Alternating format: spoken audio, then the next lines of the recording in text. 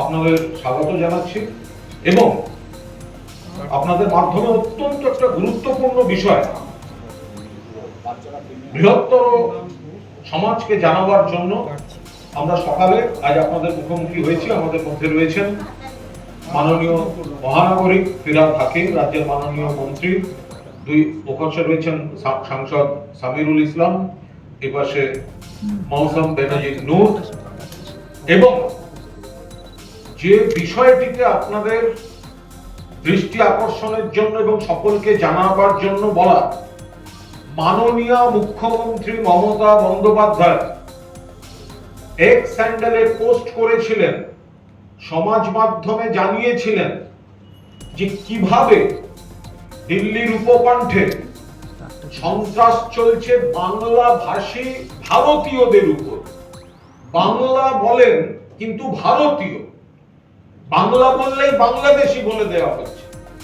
সারা দেশের বিজেপি শাসিত রাজ্যে যে অত্যাচার চলছে সেটা এতটাই ঘৃণ্য এবং নিম্ন রুচির জায়গায় পৌঁছেছে যে মায়ের কোল থেকে বাচ্চা নিয়ে বাচ্চাকে আক্রমণ করা হচ্ছে, একটি শিশুকে আক্রমণ করে তাকে রক্তাক্ত করে দেওয়া হয়েছে। এরপরে বিজেপির কয়েকজন বলার চেষ্টা করেছে সেটা নাকি ভুল, দিল্লি পুলিশকে দিয়ে বলানো হচ্ছে সেটা নাকি ভুল। আমরা আপনাদের জানাচ্ছি সেই পরিবারটি, যে বাচ্চাটি এখন আইনগত সমস্যার জন্য আমরা বাচ্চাটিকে সামনে আনতে পারছি না বা আনছি না, কিন্তু আপনারা বুঝতেই পারছেন আমাদের সঙ্গে মাননীয় মন্ত্রী এবং মহানাগরিক ফিরহাদ হাকিমের কাছে সকালে সামিরুল এবং মৌসম তাদের দিল্লি থেকে নিয়ে প্রাণ বাঁচিয়ে পালিয়ে আসা বলতে যা বোঝায় তাই। কারণ প্রথমে তো অত্যাচার করেছে, তারপর যেই মমতা বন্দ্যোপাধ্যায় তার প্রতিবাদ করেছেন, সঙ্গে সঙ্গে হুমকি শুরু হয়ে গিয়েছে যে এগুলো তোমরা বাইরে বলবে না। তাদের উপর অকথ্য অত্যাচার হয়েছে, যে ভিডিও ফুটিয়ে ছাড়া হয়েছে, আসল যে ঘটনা, যে জায়গাটায় বাচ্চাটিকে আক্রমণ করা হচ্ছে সেই ভিডিও ফুটেজ ছাড়া হয়নি। সেই ভিডিও ফুটেজ ওরা ছাড়ুক। যেখানে পরিবারকে আটকে রেখেছিল, যে পরিবারকে কার্যত ব্ল্যাকমেল করে টাকা নিয়েছে, তোলাবাজি করেছে, এই পরিবারের কাছ থেকে টাকা নিয়েছে, বলছে বাংলা মানে তোমরা বাংলাদেশ। ওরা বলছে না, আমরা মালদার। ওনাদের পরিবারের যিনি কর্তা তিনি এখানে রয়েছেন। 20 থেকে 25 বছর আগে এক ঠিকাদার তাদের কাজের জন্য ওনাকে নিয়ে গেছিল। 20 থেকে 25 বছর, কোন জমানা? বাম জমানা। যারা বড় বড় কথা বলছেন তারা জেনে রেখে দিন, এই ফ্যামিলি প্রথম গেছে 20 বছর আগে। এবার যা হয়, উনি ওখানে কাজ করছেন একজন ঠিকাদারের আন্ডারে। সেই ঠিকাদার যখন আবার বলে আরো লোক দাও, আরো লোক চাই, তো তখন সে বাড়ির লোকের কাজের জন্য অটোমেটিক্যালি তার বাড়ির লোকদের নিয়ে আসে। ভারতবর্ষের মধ্যে আছে। তো এই জায়গায় যে অত্যাচার হয়েছে, আজ বিজেপির মিথ্যার মুখোশ খুলে গেল। কারণ এই ফ্যামিলি, তাদের অভিযোগ সত্য এবং এবার এদের থাকা আবার মালদায় পাঠানো, মাননীয় মুখ্যমন্ত্রীর নির্দেশে গোটা দায়িত্বটা নিচ্ছেন ফিরহাদ হাকিম। সামিরুল এবং মৌসম হেল্প করবেন। শুধু তাই নয়, দিল্লি পুলিশের বিরুদ্ধে আজ এখানে তারা অভিযোগ করবেন যেভাবে তাদের উপর সন্ত্রাস হয়েছে, তাদের বাচ্চাকে আক্রমণ করা হয়েছে, যেভাবে প্ররোচনামূলক ভাষা ব্যবহার হয়েছে, যেভাবে অন্যায়ভাবে তাদের ফোন এবং অন্য সামগ্রী আটকে রাখা হয়েছে, যেভাবে ছেড়ে দেওয়ার বিনিময়ে টাকা নেওয়া হয়েছে, তোলাবাজি হয়েছে। আজ কলকাতাতেও দিল্লি পুলিশের বিরুদ্ধে এফআইআর হবে। আমি অনুরোধ করব মাননীয় মন্ত্রী এবং মহানগরী ফিরহাদ হাকিমকে, এনাদের এই অভিজ্ঞতা প্রথমেই এসে যে ফিরহাদ হাকিমকে জানিয়েছেন সেটা আপনাদের সামনে বলার জন্য। তারপর যিনি ভুক্তভোগী, যাকে থানায় নিয়ে গেছিল, যার বাচ্চার উপর অ্যাটাক হয়েছে, তিনি আপনাদের সামনে বলবেন।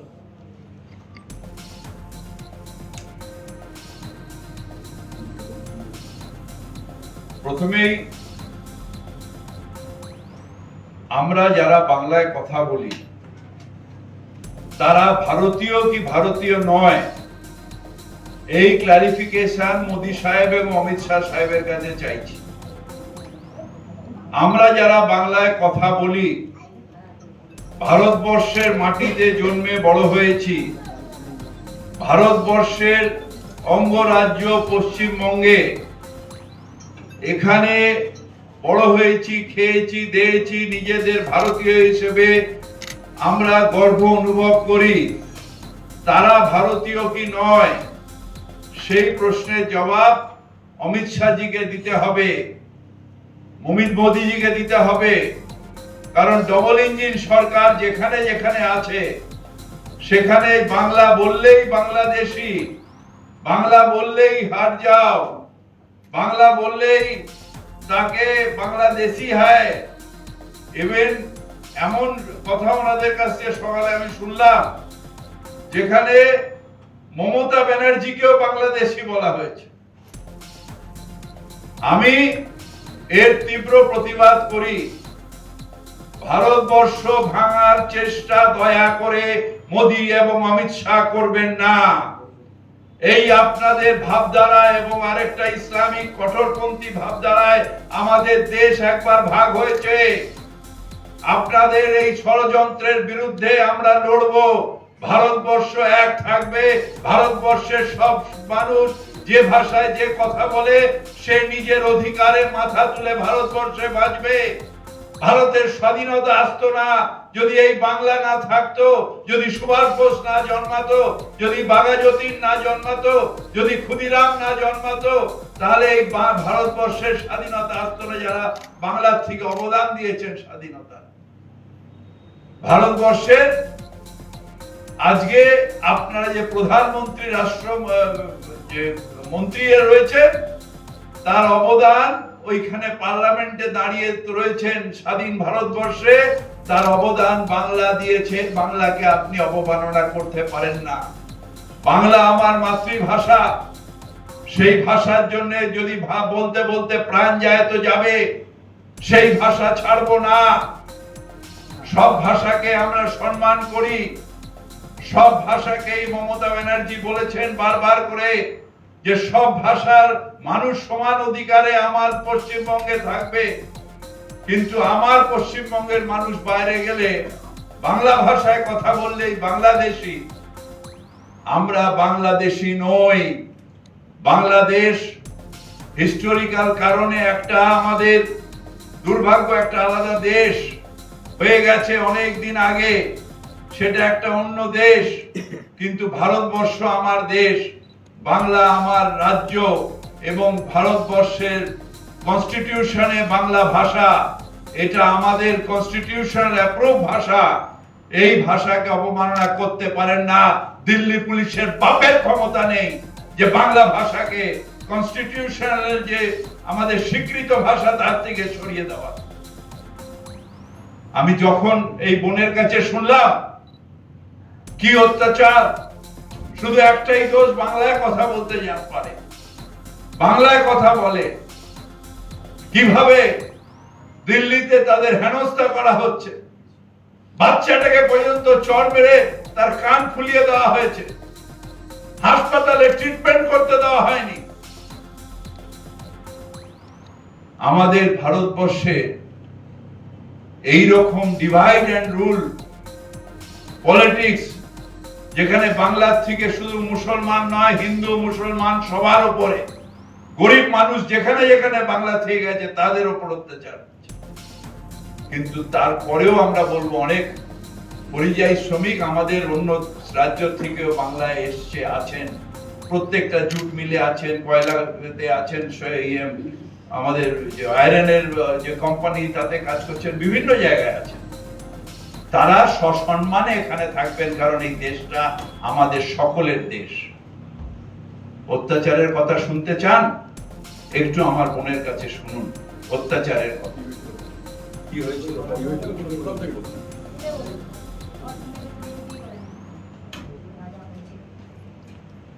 আমাকে প্রথম দিন হুমকি দেওয়া হয়েছিল। আমার নাম সাজনুর পারভিন, বাড়ি মালদা চাচলে। সাজনুর পারভিন। সাজনুর পারভীন। সাজিদুল। স্বামীর নাম বলো। স্বামীর নাম মুক্তার খান। শ্বশুরের নাম আজমাল খান। শাশুড়ির নাম ফরিদা বিবি। বাড়ি বাড়ি বাড়ি বাড়ি চাচল। কি হয়েছিল বলো? দিল্লিতে কোথায় থাকতে? দিল্লিতে থাকতাম আমরা, পাণ্ডবনগর, মান্ডাওয়ালি, শ্রীরাম চক। এবার প্রথম কি হলো বলো? প্রথম দিন একদিন আমাদের ঘরে 4টা লোক এসেছিলেন। তারা এসে বললেন আমরা পুলিশের লোক, আমাদেরকে আধার কার্ড দেখান। আমি আধার কার্ড বের করে দিতে দিতেই ওনারা বললেন আপনার হাজবেন্ড কোথায়? আমি বললাম আমার হাজবেন্ড কাজে গেছে, ও এখন বাড়িতে নাই। ওনারা বলল আপনারা বাংলাদেশি, আপনারা এখান থেকে পালাবার চেষ্টা করবেন না। আমি বললাম আমরা যে বাংলাদেশি না, তো আমরা কেন পালাবো? আমরা পালাবো না, আমরা এখানে আমাদের ডিউটি আমরা ঠিকই পালন করব। আমরা এখান থেকে কোথাও যাব না। তারপরের দিন ওরা আবার 4 জন এসে, 2টা মহিলা 2টা পুরুষ এসে আবার বললো পুলিশের লোক আমরা, আমাদের সাথে আপনাকে যেতে হবে, আপনি হচ্ছেন বাংলাদেশি। আমি বললাম আমি মালদা ডিস্ট্রিক্টের লোক, আমি কিভাবে বাংলাদেশি? ওরা কিছু না শুনেই ওরা আমাকে একটা নির্ভুম জায়গায় নিয়ে গেল, নিয়ে যেয়ে ওখানে প্রচন্ড অত্যাচার করতে শুরু করে দিল। ওরা বলল আপনার স্বামীকে এখানে নিয়ে আসুন। আমি বললাম, ওরা তখন বলল যে বাংলাদেশি, আপনারা বাংলাদেশি। আমি বললাম আমরা বাংলাদেশি না। এই কথাটা বলার পর আমাকে 2টা থাপ্পড় মেরেছিল। মারার পর বললো যখন তুমি স্বামীকে ডাকতে পারবে না, তো তুমি জয় শ্রীরাম বলো, তারপর তোমাকে ছাড়া হবে। আমি বললাম আমি মুসলমান, আমি কিভাবে জয় শ্রীরাম বলবো? এই কথাটা বলার পর আমার পেটে একটা লাথি মেরেছিল। লাথি মারার পর আমার ছেলেটাকে ওরা কেড়ে নিয়ে, একটা মহিলা মেরেছিল। মারার পর আমার ছেলেটাকে ওরা কেড়ে নেওয়ার চেষ্টা করছিল। বলছে ওরা একদম এত ছিঁড়াছিঁড়ি করতে করতে আমার ছেলেটা উপর খেয়ে পড়ে গেছিল। আর কানের মধ্যে ওরা থাপ্পড় দিয়েছিল, কান থেকে রক্ত পড়ছিল, কানে আচরণ এখনো আছে, আর মাথাটাও ফুলে গেছিল পড়ে যেয়ে। তখন আমাদেরকে ও হুমকি দিল 25,000 টাকা দিলে ছাড়বো, না হলে ছাড়বো না। তখন ওরা আমাদের কাছ থেকে, আমি তখন আমার স্বামীকে ওরা ফোন করালো ওদেরই নাম্বার দিয়ে। আমি ফোন করার পর আমার স্বামী আবার আমার শাশুড়িকে ফোন করেছিল। আমার শাশুড়ি টাকাটা নিয়ে ওই জায়গায় পৌঁছেছিল। ওই জায়গাতে আমাদেরকে টাকা নিয়ে ওরা ছেড়ে চলে গেছিল। চলে যাওয়ার পর আমরা বাড়িতে গেলাম। বাড়িতে যাওয়ার পর সন্ধ্যার সময় পুলিশ ঢুকে গেল। পুলিশ, মিডিয়াওয়ালা সবাই ঢুকে আমাদেরকে, মিডিয়াওয়ালা পুলিশের হাওয়ালে করে দিল। পুলিশ আবার আমাদেরকে থানায় নিয়ে চলে গেছিল। থানায় নেওয়ার পর আরো অত্যাচার শুরু করে দিল। বললো তোমরা পশ্চিমবঙ্গের লোক মানেই তো বাংলাদেশি, পশ্চিমবঙ্গ মানেই বাংলাদেশি। এরকম করার পর আমাদেরকে 3 জনকে 3 জায়গায় করে দিয়েছিল, কারোর সাথে কারো দেখা করতে দিচ্ছিল না। আর ওরা উপর থেকে হুমকি দিচ্ছিল, বললো যে আমাদেরকে মমতা এভাবে এভাবে করতে বলেছে। এত ভয় দেখাচ্ছিল, এত অত্যাচার করছিল, বলার শেষ নাই। বাচ্চাগুলোকেও থাকতে দিচ্ছিল না, সাথে কেড়ে কেড়ে নিয়ে চলে যাচ্ছিল। আমরা ভয়ে জান নিয়ে পালিয়ে এসেছি। আমাদেরকে এনারা অনেকটা উপকার করেছে, এনারা আনিয়েছে দিল্লি থেকে বাড়িতে। হ্যাঁ, সই তো অনেক জায়গায় করিয়েছে, অনেক জায়গায়, বলার শেষ নাই। আমাদেরকে কিচ্ছু বলেনি, ওরা সাইন করিয়ে নিয়েছে। আর আমাদের ফোন দুটো ছিঁড়ে নিয়েছে। মেডিকেল ট্রিটমেন্টে গেছিলাম, আমাদের কাছে ওই কাগজও আছে, কিন্তু ওনারা বলেছিলেন লাল বাহাদুর হসপিটালে বলেছিল 9টার সময় আল্ট্রাসাউন্ড করানোর জন্য। ওরা আল্ট্রাসাউন্ডও করায়নি, বাচ্চাটার ট্রিটমেন্টও করায়নি। আর মোবাইলও ছিনে নিয়েছে দুটোই। মোবাইল এখনো দিল্লিতে আছে, তাই না? হ্যাঁ, মোবাইল এখনো পুলিশের কাছে আছে। এখানে বিপজ্জনক দিকটা হচ্ছে উনি যা বলছেন না, যে বহু জায়গায় সই করিয়ে নিয়েছে। এবার কি ভাষায় কি লিখেছে, তখন ওই আতঙ্কের মধ্যে কিসে সই করেছেন সে তো ওনাদের পক্ষে এখন জানাও সম্ভব না, বলা তো দূরের কথা। ওখানে কি লেখা ছিল বা পরে কি লিখেছে সেগুলো তো জানা সম্ভব না।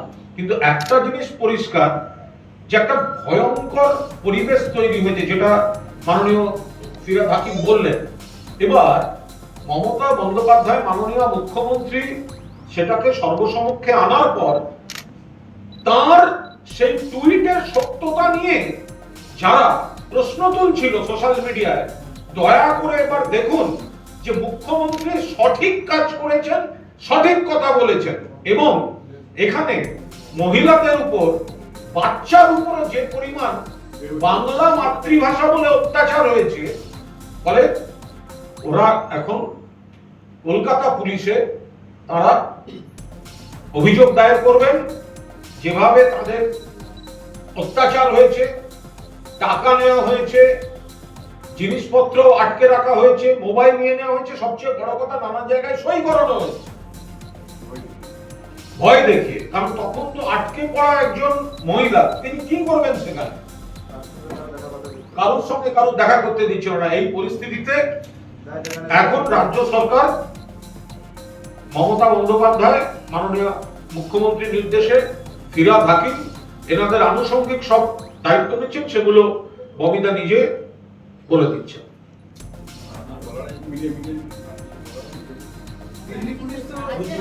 কিছু বলে কি আছে, যে জায়গাটাতে নিয়ে গেছিল ওই জায়গাটা তো ওরা দেখাচ্ছেই না। এই যে জায়গাটায় ওরা নিয়ে গেছিল সেটা আপনি বলুন, এটা বলুন, এটা আপনি নিজে বলুন যে জায়গাটা নিয়ে গেছিল সেটা। যে জায়গাটাতে আমাকে ধরে নিয়ে গেছিল সেই জায়গাটা ওরা সিসিটিভিতে দেখাচ্ছে না। যেখানে ওরা টাকাটা যেখানে নিয়েছে ওটাও জিনিসটা দেখাচ্ছে না। যখন আমি বাড়ি ফিরত আসছি ওই ভিডিওটা দেখাচ্ছে, আর যখন নিয়ে যাচ্ছে ওই ভিডিওটা দেখাচ্ছে না। আমাকে একটা পার্কে নিয়ে গেছিল, ওখানে একটা হাসপাতাল ছিল, বাকি কিচ্ছু ছিল না, শুনশান জায়গা ছিল। ওই জায়গাটা ওরা দেখাচ্ছে না। না, আমি তো কিছু জানি না, আমি তো ওখানে নতুন ছিলাম। আরো লোক ছিল না, কেউ ছিল না, ওরাই 4 জন ছিল। দুটা মহিলা, ওরা সাধারণ ড্রেসে ছিল, আর বলছিল আমরা সিআইডি পুলিশ অফিসারের লোক, এরকম বলছিল। আর যখন আমাদেরকে ছেড়েছে থানা থেকে, আমাদেরকে হুমকি দিয়ে ছেড়েছে, যদি মমতার কাছে যে কিছু তোমরা সোশ্যাল মিডিয়ার সামনে বলো তাহলে তোমাদের জেল হবে। পুলিশওয়ালা বলেছে থানা থেকে, যেদিন আমাদেরকে ছেড়েছে কালকে। পুলিশ একটা ভিডিও দেখাচ্ছে, হ্যাঁ, সেখানে দেখা যাচ্ছে যে আপনি আপনার বাচ্চাকে নিয়ে হেঁটে যাচ্ছেন। সেটা তো বললেন, আর কতবার বলা? ওটা আমাকে যখন সবজি কিনতে যাচ্ছে ওটা দেখাচ্ছে, যখন আমাকে ধরে নিয়ে যাচ্ছে ওটা তো দেখাচ্ছে না ওরা। আমি ওখানেও বলেছি ওটা, যখন আমাকে ধরে নিয়ে যাচ্ছে ওটা কেন দেখাচ্ছেন না? আর যেখানে নিয়ে যাওয়া হয়েছে, যেখানে মারা হয়েছে, এবং আমার পুরো পাশে আমাকে এমন ভাবে মেরেছে, আল্ট্রাসাউন্ড করার আদেশ দেওয়া হয়েছে, তাহলে আমাকে ওরা কত মেরেছে ওটা ভেবে দেখুন। ওরা আল্ট্রাসাউন্ড করা হয়নি, আর ওরা আমাদেরকে হুমকি দিয়ে ছেড়েছে, ওখানে যে কিছু বললে জেল হবে।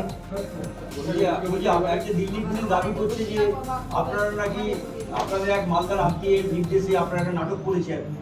না, আমরা ওটা কিছু করিনি। দিল্লি পুলিশ এই যে দাবিটা করছে, এটা কি করবে বলুন? ভালো বলছে নাকি আপনারা এখানে আত্মীয় একটা নির্দেশ দিয়েছে, সেই মতো আপনারা একটা নাটক করছেন। আমরা ওগুলো কিছু করিনি, আমাদেরকে বলাই হয়নি ওগুলো। মালদা থেকে কি শ্বশুর মশাই বলুন, যিনি 25 বছর ধরে দিল্লিতে আছে। আমরা যে ওখানে যে দিল্লিতে যাচ্ছি, তো কি আমরা তো বড় লোক না, আমরা তো গরিব মানুষ। হ্যাঁ, সেই যে এইটা যে কথা বলেছে, তো এটা নাটক করেছে, নাটক না। কেন এই কথাটা বললো বুঝলেন? আজমাল খান। আপনাদের কেউ কি রাজনীতি করে এখানে মালদায় থেকে? তারা কেউ না না না, যাকে বলা হচ্ছে আপনাদের আত্মীয়, তিনি কে? সেদিন আপনার কাছে আমার শ্বশুর একাই, আমার স্বামীও একাই। बापी खान नाम का बापी खान का किसी को पहचान दिया? बापी खान नाम के किसी को पहचान दिया? वो हम लोग का गांव का मेंबर है। अच्छा, हाँ, क्या आपका रिलेटिव है वो? नहीं ऐसे ही हम लोग का गांव वाला है।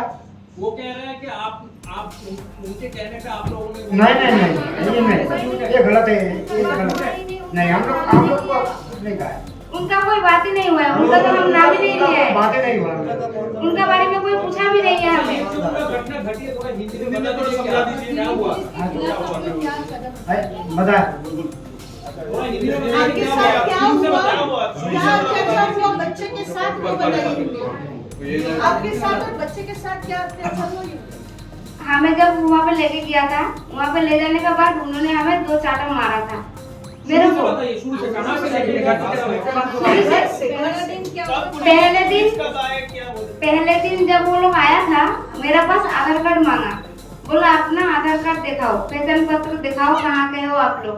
मैं जब आधार कार्ड निकल के दिया उन्होंने आधार कार्ड लेने का वक्त बोला आपका पति कहाँ गया है। मैंने बोला मेरा पति काम पे गया है, वो मार्केट में काम करता है। जब उनको बोला तो उन्होंने बोला यहाँ से भगना मत, आप लोग बांग्लादेशी हो। मैंने बोला हम बांग्लादेशी नहीं है, हम मालदा डिस्ट्रिक्ट का है, हम कैसे बांग्लादेशी हो सकता है। उन्होंने बोला मालदा मतलब नहीं, पश्चिम बंग मतलब बांग्लादेशी है। आप लोग बांग्ला भाषा से बात करती हो, इसकी मतलब बांग्लादेशी है। तो मैंने बोला उसको जब हम पश्चिम बंगाल का तो ममता बनर्जी भी है, फिर वो भी बांग्लादेशी है। बोला वो बाद में दिखा जाएगा, मतलब बांग्ला से बात करने में बांग्लादेशी हो। ये बोलने के बाद वो लोग चला गया, आधार कार्ड भी लेके चला गया मेरा। ले जाने के बाद उसका उल्टा दिन आया 11:30 बजे, दूसरा दिन।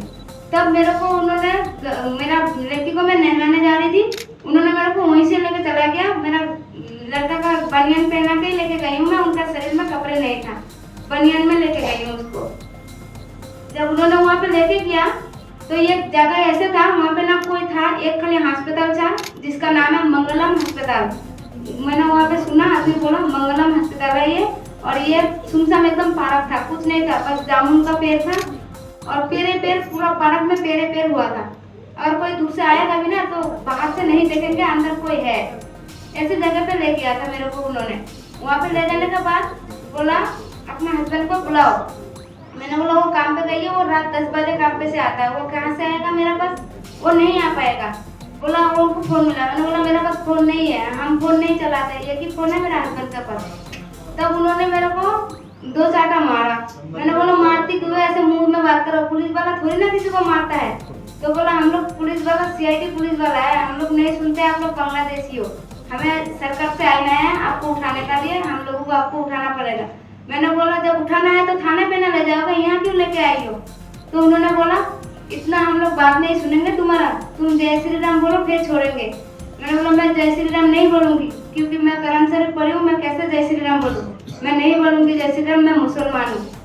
उन्होंने बोला जय श्री राम नहीं बोलोगे तो पैसा 25,000 पैसा लेके आओ तब छोड़ेंगे। फिर उन्होंने ही फोन मिलाया मेरा पति का पास, उनका मैंने नंबर दिया, मेरे को बोला नंबर दो नहीं तो फिर मारूंगी। और एक तो लात मार दिया था पेट में मेरा, मैं इतना काबू हो गई थी क्योंकि मेरा पहले से बीमार है। मेरे को एक बार लाखों मार दिया था, उस टाइम से मैं बहुत नरम हूँ, मैं ना ताकत हूँ, मेरा हाथ में भी ताकत नहीं है, ये पैर में भी ताकत नहीं है। मैं उनके साथ लड़ाई नहीं करने का वो थी। मेरे को तब उन्होंने बोला मांगाओ पैसा फिर छोड़ूंगी। मैं अपने पति को बोला, मेरे से बुलवाया, मैंने बोला ऐसे ऐसे बात है, मेरे को यहाँ पे रखा है, जगह का नाम नहीं बता रहा इन्होंने, खाली बोल रहा है मंगलम अस्पताल है। तो मेरा पति फिर उसका मम्मी को फोन मिलाया, मेरी सास को।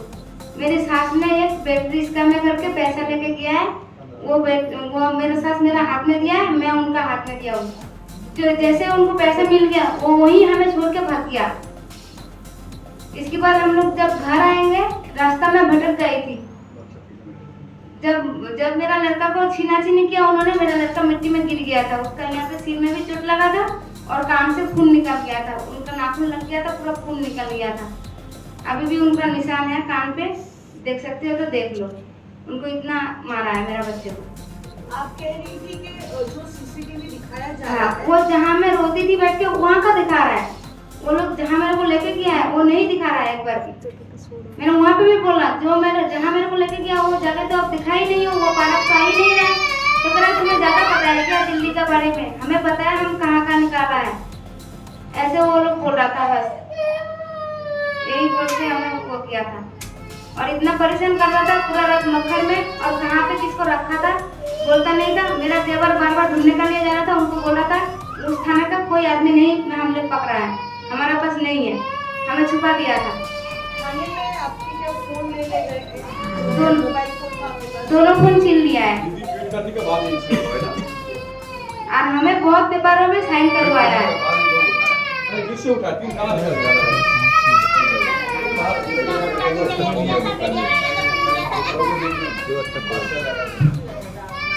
দেখুন প্রথমত অত্যাচার করেছে আর দ্বিতীয়ত সেটাকে ধামাচাপা দিতে নেমেছে। প্রথমত অত্যাচার করেছে, তারপরে ধামাচাপা দিতে নেমেছে এবং ধামাচাপা দেওয়ার জন্য তারা নানা ধরনের নাটক করেছে। তো সেই পরিস্থিতিতে ওরা কোনো ক্রমে এসছে, মৌসুম সামিরুল ওরা দেখেছেন এবং ফিরহাদ হাকিম আপাতত আমরা যেটা দিল্লি পুলিশ বারবার করে একটা অন্যায় করার পরে সেটাকে ধামাচাপা দেওয়ার কথা, মমতা ব্যানার্জিকে মিথ্যে প্রমাণ করার জন্য যে চক্রান্ত করেছিল, এটা ওরা হঠাৎ করে দিল্লি থেকে এখন পালাচ্ছিল, পালিয়ে এসছে, আমরা নিয়ে তাদের রেখেছি। এবার আমরা ওদের দেশ যেটা মালদা সেখানে পৌঁছে দেবো এবং মমতা যেরকম অ্যানাউন্স করেছে যে প্রত্যেকে যারা ফিরে আসবেন তাদের জন্য ব্যবস্থা করে দেওয়া, যেন রেশন কার্ড, আধার কার্ড ওদের আছে, অবশ্যই রেশন কার্ড আছে, আর যা যা সুবিধা পায় পশ্চিমবঙ্গের মানুষ সেগুলো সব করে দেওয়ার যে ব্যবস্থা সেগুলো আমরা ইমিডিয়েটলি ওদের জন্য করে দেবো। আর কালকে ওদের আমরা মালদায় পৌঁছে দেবো। दादा इस सिलसिले में बीजेपी की तरफ से एक जो है कंप्लेंट की दिल्ली पुलिस को हाँ, वो कंप्लेंट किया है ममता बनर्जी के अगेंस्ट, जो किया है उसके लिए हम लोग आज आपके सामने आए, जो कितना बीजेपी कितना बुरा पार्टी है, कितना झूठा पार्टी है, बच्चा को भी नहीं छोड़ता है। जो ओरिजिनल ये मेरे बहन जो आपके सामने बताई, वो जो बताई आप लोग सब तरह से पूछ लिए, तो ये जो बताई ये सत्य घटना है और हमारा ये घटना एक है और चारों तरफ जो घट रहा है डबल इंजन सरकार में, हम इसका विरोध कर रहे हैं और ये विरोध हमारा चलेगा क्योंकि हमारा मातृभाषा बांग्ला है और बांग्ला की इज्जत के लिए हमको जितना दूर तक जाना पड़ेगा हम जाएंगे। हाँ, काउंटर कंप्लेंट बीजेपी ने ये भी कहा है कि ममता बनर्जी कल अपनी स्पीच में बताई थी कि माइनॉरिटी को लौटाने के लिए बंगाल में, तो बीजेपी ये फिर से झूठा, माइनॉरिटी का मेजॉरिटी का बात नहीं है। जो बंगाल के माइग्रेंट्स हैं, जो बाहर गए हैं, माइनॉरिटी के ऊपर भी अत्याचार हो रहा, मथुआ के ऊपर भी अत्याचार हो रहा, राजवंशी के ऊपर भी अत्याचार हो रहा है। इसमें हिंदू मुसलमान बीजेपी करता है, हम इंसान करते हैं और वो हिंदू मुसलमान करता है। हम इंसान के बात करते हैं। जब राजवंशी के ऊपर अत्याचार हो रहा, मुसलमान के ऊपर अत्याचार हो रहा, मथुआ के ऊपर अत्याचार हो रहा, सबके विरोध हम कर रहे हैं। और ममता बनर्जी सबके लिए बोली है, सबके लिए बोली है, जो सब जो बंगाल के हैं, जो बाहर में सुरक्षित है, आप आ जाइए हमारे पास, अगर एक रोटी है हम आधा आधा खाएंगे। ममता बनर्जी ये कही है। कोई जाति का उन लोग अप्रेजिंग का राजनीति में हमारे ऊपर थोपता है, हम अप्रेजिंग का राजनीति जरूर करते हैं, वो इंसान के अप्रेजिंग, इंसान के लिए। हर इंसान, वो जो भी धर्म का हो, जो भी भाषा का हो, वो हमारे भाई है, उसके लिए हम करते हैं। हमारे भाई है, हिंदू मुस्लिम सिख ईसाई हम सब है भाई भाई। हम भाई के लिए एक भाई दूसरा भाई का आवाज এইটা আমি এখন প্রেসের সামনে বলবো না, जरूर करेंगे कंप्लेंट। इस वीडियो को फैब्रिकेटेड और बेसलेस बताया है, तो इसके काउंटर में आप लोग क्या दिल्ली पुलिस के खिलाफ भी कुछ एफआईआर करेंगे? हम क्या करेंगे, हमारे लीगल टीम वो ठीक करेगा। मैं आपके सामने बयान नहीं दूंगा, जब हम कर देंगे तो आपके सामने वो पब्लिक कर देंगे। सर दो सवाल है, एक आपको कौन से थाना में लेके गए थे जो पुलिस मधुबिहार थाना। कौन सा थाना? मधुबिहार मधुबिहार। हाँ, मधुबिहार थाना पे लेके गया था। और दूसरा सर, कितने सारे माइग्रेंट वर्कर्स अटैक हुए हैं टोटल में पश्चिम बंगाल से और किन राज्यों में? कितने सारे माइग्रेंट वर्कर अट्रैक्ट हुए हैं पश्चिम? अभी तक हम लोग के पास जो डेटा आया है, कैमरा इस तरफ सामने देखिए वो कि हिंदी से बोलूं ना हिंदी जो हो रहा है, देखिए वो लोग 8 महीना से प्रीवियस 8 महीना से जो कर रहा है, ऑर्गेनाइज करके किसी ग्रुप में 20 बंदा है तो 30 बंदा है उठा ले रहा है। वो स्टेट गवर्नमेंट को कोई भी इंफॉर्मेशन नहीं दे रहा है, कोई भी इंफॉर्मेशन नहीं दे रहा है। जब डिफरेंट डिस्ट्रिक्ट से हम लोग को मालूम पड़ा है कि इस बंदा इस जिला में इस स्टेट में मतलब पुलिस डिटेन किया है, तब हम लोग जब एसपी और डीएम को देके जब फिजिकल वेरिफिकेशन करके जब भेज रहा हूँ, उसके बाद भी बोल रहा है कि सेटिस्फाइड कीजिए जो वो बांग्लादेशी नहीं है, बंगाल का बाशिंदा है। एक ग्रुप को 7 दिन 8 दिन 10 दिन तक डिटेन कर रख के रख रहा है, कोई भी केस रजिस्टर नहीं कर रहा है, बाद में छोड़ रहा है और 2-4 ग्रुप को पकड़ रहा है। ये उड़ीसा, गुजरात, दिल्ली ये ऑर्गेनाइज तरीके से कर रहा है। अभी तक जो हम लोग का जो डेटा है ये 1000 से ऊपर डेटा मिला है, मगर उससे भी ज्यादा बहुत सारा लोगों को डिटेक्ट किया था। कोई भी इंफॉर्मेशन इसको छोड़ रहा है वो भी इंफॉर्मेशन स्टेट गवर्नमेंट के साथ शेयर नहीं कर रहा है। और कुछ केस हुआ है जो घूसपैठ जो वेरी वेरी इंपॉर्टेंट इशू है। दिल्ली पुलिस ने क्या किया, मैं आप लोगों को रिक्वेस्ट करूंगा बीरभूम जिला का मुरारई विधानसभा में जाइए, थोड़ा जुडिशियरी मैटर है, फिजिकली इन्वेस्टिगेशन करने के लिए आप लोगों को मैं रिक्वेस्ट कर रहा हूँ। दिल्ली पुलिस ने 6 बंदा जो जिसका 1956 का जमीन का दलील भी है, 4 जनरेशन पहले का, उसको भी बांग्लादेश में पुशबैक कर दिया, मारधोर के कहां पर भी सिग्नेचर और थंब दिया, जो ये था जो वनफट था उन लोगों को थंब भी किया था, थंब सिंबल। तो उन लोगों को वो करके स्टेट गवर्नमेंट के साथ कोई भी डेटा नहीं शेयर किया। वो उसको बांग्लादेश में अभी है, 8 महीना का प्रेग्नेंट लेडी भी है, 3 माइनर भी है। ওটা হচ্ছে পাইকোট বিধানসভা, গ্রামের নামে আমি ডিটেইলস বলে দেবো। আমি পাইকোট বিধানসভাতে মুরারই বিধানসভা থানাতে 3 জন আর পাইকোট থানাতে 3 জন, ঠিক আছে। मुरारई विधानसभा मध्य मुरारई जो विधानसभा है उसके मुरारई थाना में 3 एक फैमिली का 3 है और पाइकोट थाना में 3 है। और 5-7 दिन पहले कालिया चौक में मालदा में जिसका 1941 का भी जमीन का दलील है वो भी अभी बांग्लादेश में है। जो भी बांग्ला बोल रहा है, ये मुतुआ का बहुत सारा लोग है जो पुणे में अरेस्टेड है, अभी भी अरेस्टेड है, आप लोग जा सकते हो, फैमिली कॉन्टेक्ट नंबर देख सकता हूँ। सुजन सरकार जिसको उड़ीसा पुलिस ने बहुत बुरा तरह से मारा था, देवव्रत दास उसको भी बहुत मारा था, बहुत सारा एग्जाम्पल है, 100 आपको एग्जाम्पल दे सकता हूँ। जो बांग्ला बोलता है, जो मुस्लिम नहीं है, उसको भी बुरा तरीके से बहुत पिटा है। और बंगाल में टोटल माइग्रेंट वर्कर है 22 लाख के करीब, जो रजिस्टर्ड माइग्रेंट वर्कर है जो बाहर में जाता है, मगर बंगाल में 1.5 करोड़ से ऊपर लोग यहाँ पे काम करते हैं, सुकून से काम करता है। कुछ होगा तो मेडिकल করতে দেওয়া হয়নি, মেডিকেল করানো হবে।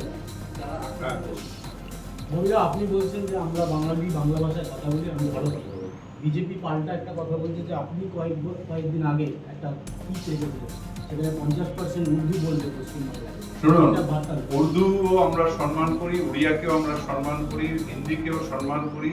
এই যে হিন্দিতে বললাম, আমরা সব ভাষাই আমাদের কাছে অত্যন্ত গুরুত্বপূর্ণ। উর্দু ভাষা ইসলামিক ভাষা নয়, উর্দু ভাষাও ভারতের সৃষ্টি হয়েছে, ভারতীয় ভাষা। মনমোহন সিংজি নিজের বোনদের উর্দু ভাষায় চিঠি লেখালেখি হতো, আগেকার দিনে আডবাণীজিও উর্দু ভাষায় জানতেন। অটল বিহারী বাজপেয়ীর অনেক এতে ওনার যে শায়রি মানে ওনার যে কবিতা আছে তার মধ্যে উর্দু অনেক ল্যাঙ্গুয়েজ রয়েছে। সুতরাং যারা মূর্খ তারা উর্দু আর এইসব বলে, অ্যাকচুয়ালি মূর্খরা যারা অর্ধশিক্ষিত তারা এটার কথা বলে। উর্দু ভাষা একটা সুইট ল্যাঙ্গুয়েজ, যেটা ভারতবর্ষের সৃষ্টি, 100% ভারতীয় ভাষা, 100% ভারতীয় ভাষা। এবং ভারতীয় শুধু হিন্দু মুসলমানের কোনো ভাষা হয় না, ভাষা একটা মানুষের ভাষা, একটা প্রান্তের ভাষা। উর্দু নর্থ ইন্ডিয়ার ভাষা, বাংলা আমাদের এখানকার ভাষা। আবার তামিল তেলেগু সেটা হচ্ছে সাউথ ইন্ডিয়ার বেশি বলা হয়, সেখানকার ভাষা। সব ভাষাই ভারতীয় ভাষা, সব ভাষাকেই সম্মান করি। যে অস্থিরতা করার চেষ্টা করে, যেটা সামিরুল বলল, বাংলায় সেটা সফল হবে না। কারণ যারা যেখান থেকে এসেছেন বাংলায়, তারা নিজের দেশে রয়েছেন, সুরক্ষিত আছেন। যে অস্থিরতার চেষ্টা চলে চালিয়ে যাচ্ছে বিজেপি, সেটা সফল করতে দেব না। আমি এই ফ্যামিলির প্রসঙ্গে একটা কথা বলতে চাই শুধু, কারণ আমি কালকে ওনাদের বাড়ি গেছিলাম, চাঁচলের মক্তমপুর অঞ্চলে ওনাদের বাড়ি। এই যে বলা হচ্ছে যে কোনো একজন রিলেটিভ ওনাদেরকে শিখিয়ে পড়িয়ে সবকিছু বলতে বলেছেন, ওখানে ওদের কিন্তু কোনো রিলেটিভ থাকে না, একটা মেয়ে থাকে। ও কিন্তু এই পরিবার দিল্লি থেকে যা টাকা পয়সা পাঠাতো সেখান থেকে কিন্তু ওর ঘর সংসার চলছে, এমনকি ওদের থাকার পরিস্থিতি পর্যন্ত নেই। তো পুরো ঘটনাটা যা ঘটেছে, তারপর দিল্লির যে পুলিশ এইগুলো পুরো বানিয়ে এদেরকে বদনাম করার একটা চেষ্টা চলছে এবং আমাদের মুখ্যমন্ত্রীকে বদনাম করার একটা চেষ্টা। বলছি যে ওনারা তো এই মুহূর্তে এসেছেন, আজকে সকালে এসেছেন, মালদা ফিরবেন, সেখানে থাকার ব্যবস্থাও বলছে নেই, কিভাবে পাশে দাঁড়াবে? সেটা নিশ্চিন্ত থাকতে পারেন। পশ্চিমবঙ্গে যখন ফিরেছেন, মাননীয় মুখ্যমন্ত্রী মাথার উপর আছেন, মাননীয় মন্ত্রী ফিরহাদ হাকিম, মহসাম আছে, সামিরুল আছে, প্রশাসন আছে, যা যা করণীয় সমস্তটাই করা হচ্ছে। সবার পেটে ভাত, সবার হাতে কাজ, সবার মাথায় ছাদ। আমরা বাংলার মানুষ যারা ফিরে আসবে তাদের এটা সুনিশ্চিত করব। ওদের আধার কার্ড ভোটার কার্ড নিয়ে নেওয়া হয়েছিল বলতে আমরা ডুপ্লিকেট বার করে দিচ্ছি। মোবাইল ফোনগুলো নিয়ে নিয়েছিল। ডুপ্লিকেট আমি বার করে দেবো, ওই সব ডুপ্লিকেট বেরিয়ে যাবে। সব জিনিসপত্র ওখানে ফেলে দিয়ে ওরা তো পালিয়ে এসছে, থানার থেকে বেরিয়ে পালিয়ে এসছে। জিনিসপত্র ওখানে রয়েছে, সেটা পরে মহকুমার এরা যখন দিল্লি যাবে তখন গিয়ে উদ্ধার করার চেষ্টা করবে। কিন্তু এখন এদের সব এখানে যা বাড়িতে থাকতে গেলে যা যা লাগে, সব যারা বাংলার অন্যান্য পরিবার যে ফেসিলিটি পায় সব ফেসিলিটি আমরা করি।